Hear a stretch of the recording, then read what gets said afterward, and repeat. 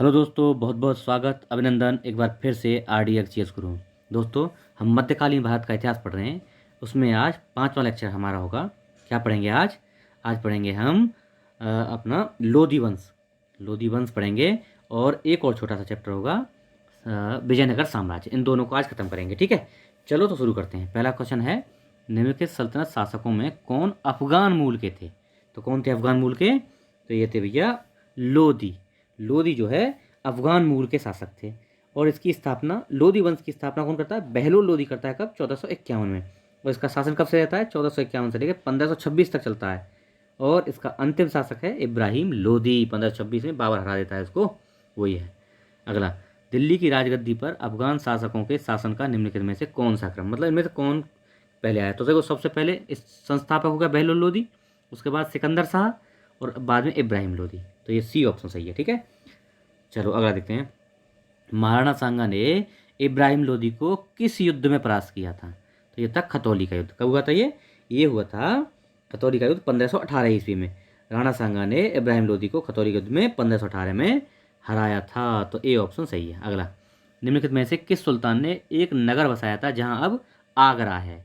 मतलब आगरा को किसने बसाया? तो ये बसाया था सिकंदर लोधी ने।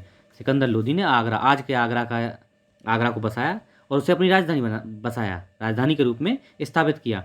और एक पैमाना चलाया, नाप का पैमाना, जिसका नाम था गजे सिकंदरी। और एक और उसकी खासियत है कि वो गुलरुखी नाम से अपनी कविताएं लिखता था, अपनी कविता लिखता था, जिनमें अपना नाम गुरमुखी या गुलरुखी रखता था, ठीक है। तो डी ऑप्शन। अगला, निम्नलिखित में से किसने गुलरुखी उपनाम से अब अपनी कविताएं लिखी? गुलरुखी उपनाम से किसने? सिकंदर लोधी ने। अगला, निम्नलिखित सुल्तानों में से कौन अन्न के ऊपर कर समाप्त करने के लिए जाना जाता है? तो वही है भैया सिकंदर लोधी। सिकंदर लोधी ने अन्न पर से, मतलब क्या एक कर का नाम था जकात, जिसको संपत्ति कर बोलते थे, जकात, उसको समाप्त कर दिया था इसने, है ना। और इसने गजे सिकंदरी चलाई थी, है ना। तो इन लोगों के ये फेमस है इसलिए। अगला चलते हैं। निम्नलिखित वंशों में से किस क्रम में दिल्ली पर शासन किया? इनमें से कैसे कैसे शासन हुआ है? तो देखो, सबसे पहले गुलाम वंश 4, उसके बाद में देखो एक ही से हो जा रहा है, 4 पहले, सबसे पहले। उसके बाद एक आएगा खिलजी वंश, भाई गुलाम वंश 1206 से 1290 तक। उसके बाद खिलजी वंश कब? 1290 शुरू होगा और 1320 तक। उसके बाद फिर तुगलक आएगा, मतलब गुलाम वंश फिर खिलजी, इसमें दिया नहीं है। तुगलक आएगा फिर कब? 1320 से 1414 तक। और फिर आएगा कौन सा? सैयद वंश। फिर सैयद वंश आएगा, गुलाम वंश, खिलजी वंश, तुगलक वंश, सैयद वंश और फिर लोधी वंश, ऐसे, ठीक है। तो 4-1-3-2 इसके हिसाब से ऑप्शन डी हो जाएगा। चलो अगला, अगर आ जाते हैं विजयनगर साम्राज्य। विजयनगर साम्राज्य की स्थापना हुई है, ठीक है। तो विजयनगर राज्य की स्थापना किसने की? हरिहर और बुक्का ने। कब? 1336 ईस्वी में। और कहाँ था ये? हरिहर जो है, हरिहर और बुक्का कांपली राज्य में मंत्री के रूप में काम करते थे। इन्होंने ही इसकी स्थापना की। किसकी? विजयनगर साम्राज्य की। अगला क्वेश्चन, अपनी मधुरा विजय कृति में अपने पति के विजय अभियानों का वर्णन करने वाली कवयित्री कौन थी? तो कवित्री कौन थी? ये गंगा देवी। गंगा देवी ये कवित्री। देखो क्या हुआ, हरिहर प्रथम ने मधुरा विजय हेतु दो सेनाएं, दो राजाओं के नेतृत्व में, दो राजकुमारों के नेतृत्व में सेनाएं भेजी। एक था कुमार संबल और दूसरा था कंपन। तो जो कुमार कंपन था ना, उसने अडयार में पहुंचकर मधुरा पर विजय प्राप्त कर ली, मधुरा को जीत लिया। तो उसी की, कंपन की पत्नी थी गंगा देवी। उसने मधुरा विजयम एक अपना ग्रंथ लिखा, मधुरा विजयम। उसमें ही कुमार कंपन की जो है विजयों का गुणगान किया है। तो गंगा देवी ऑप्शन बी। अगला, विजयनगर के उस पहले शासक की पहचान करें जिसने बहमनियों से गोवा छीना था। तो भैया बहमनियों से गोवा किसने छीना था? हरिहर द्वितीय ने। बहुत इंपॉर्टेंट है।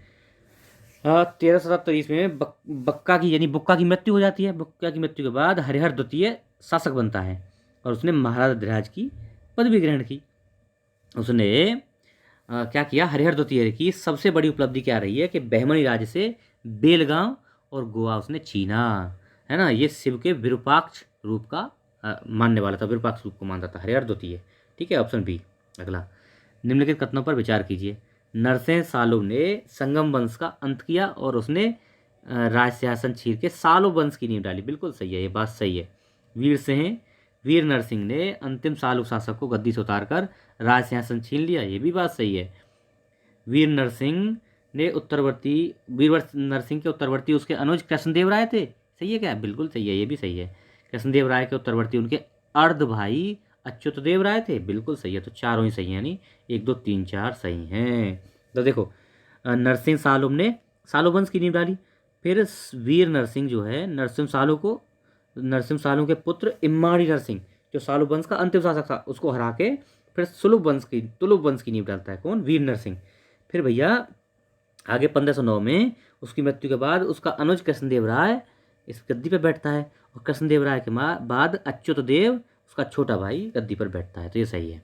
अगला, विजयनगर के राजा कृष्णदेव राय ने गोलकुंडा का युद्ध किस राजा के साथ लड़ा था? तो ये लड़ा था कुली कुतुब शाह के साथ।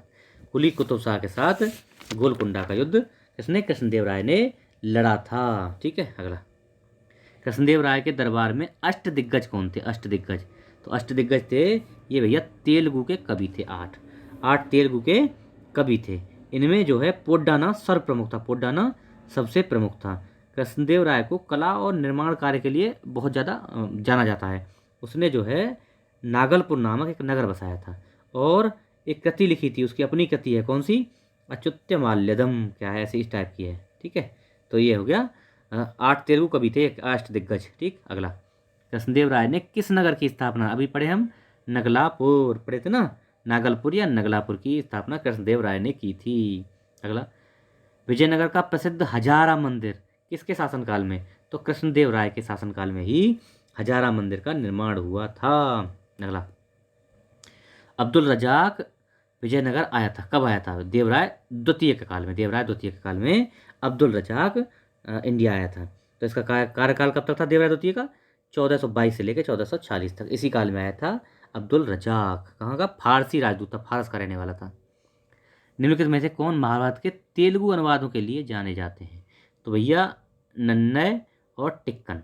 इन विकल्पों में नन्नय और टिक्कन दोनों जो है इसके किसके महाभारत के तेलुगु अनुवाद के लिए जाने जाते हैं। एक्चुअली 3 लोगों ने, देख 11वीं शताब्दी में नन्नय शुरू करता है इसका अनुवाद, और 13वीं शताब्दी में टिक्कन आगे इसको करता है, 14वीं शताब्दी में एक और जुड़ता है। कौन? येर्रन।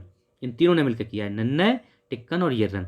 अब इन तीनों को ही, किसको? नन्नय, टिक्कन, येर्रन को ही कवित्रय, तेलुगु का कवित्रय कहा जाता है। तो इसके हिसाब से ऑप्शन हो गया सी, येर्रन और शामिल है इसमें। ठीक। अगला देखते हैं, वैदिक ग्रंथों के भास्कर सायण को आश्रय प्राप्त था, किसका?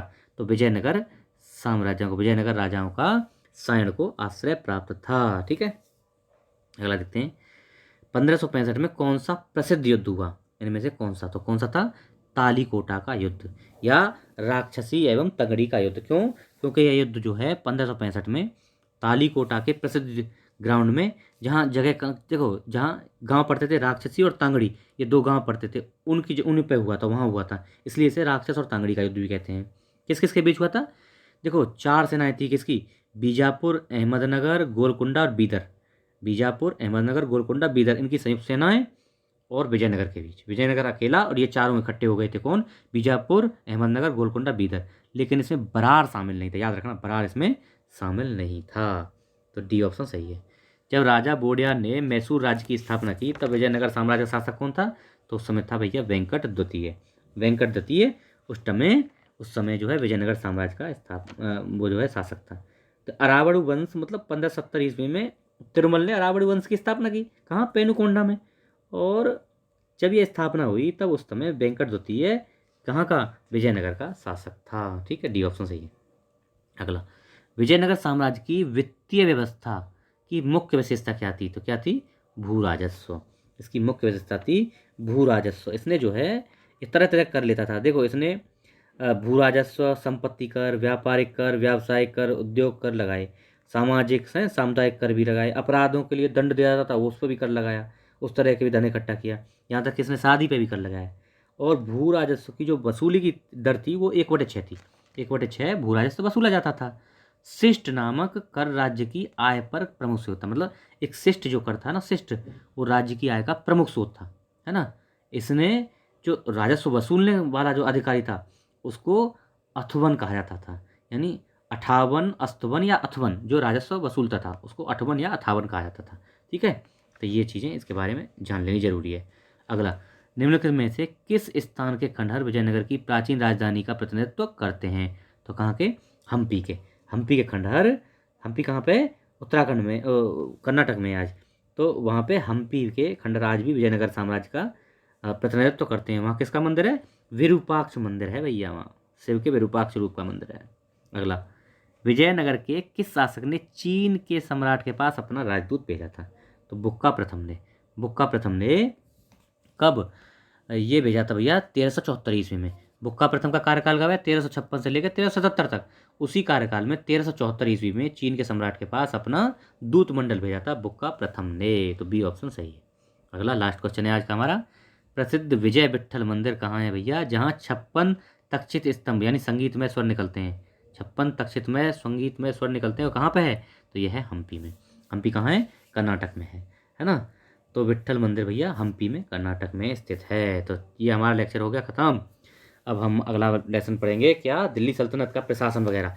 तो आप लोग इसको शेयर करिए, अगर चैनल पर नए हैं तो इसको सब्सक्राइब कर लीजिए और लोगों को बताइए, शेयर करिए और थोड़ा सब्सक्राइब वगैरह बढ़वाइए। देखते हैं तो लाइक भी कर दीजिए। ठीक है, okay, thank you so much.